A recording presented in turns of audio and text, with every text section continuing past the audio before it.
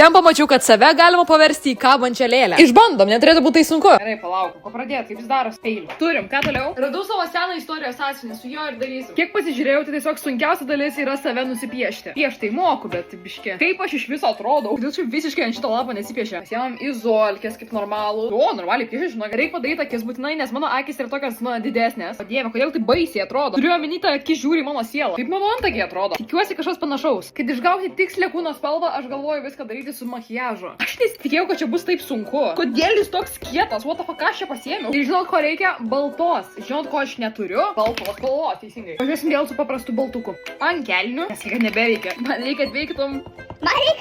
Gerai, žinokit, yra nupieštas kažkas tokio, kas turėtų būti mano veidas, bet realiai ar atrodo kaip mano veidas? Nežiauriai. Ar graži? Visai nieko. Ar panašiai kaip aš? Tikrai ne. Aš dariau kūną ir tada prisiminiau, kad man tiesiog reikės iškirpti galvą. Kerpam galvą. Žiauriai skamba. Ir štai kaip atrodo mūsų veidas. Sakau, valandą laiko jūs juokaujate, turime veidą. Ir nebeturim paskutinių nervų ląstelių. Manau visai neblogai, žinokit, prikliuosi. Gerai, dabar vėl kerpam viską. Ar leidžiam išžiūrėti? Tikrai ne. Turim jau ir kūną. Realiai aš tiesiog va taip žiūriu. Pavyzdžius. Aš taip jau įsikirpti kokį pirštą ar dar ką. Neklauskit manęs, kaip čia turi būti, žinokit. Bet logiškai pagalvojus, aš nežinau, kaip čia turėtų kaivėti žmogus. Ir tai mūsų reikia pasiimti popierių, susisukti trubelę iš popierių. Priklijuoti prie va šito kaklo. Ne! Ne! Palaukit, aš net klijuoju savo. Bet liko toks bardakas. Ponai ir ponas, čia yra galutinis rezultatas. O gausi tikrai visai kiutą, ką manote jūs?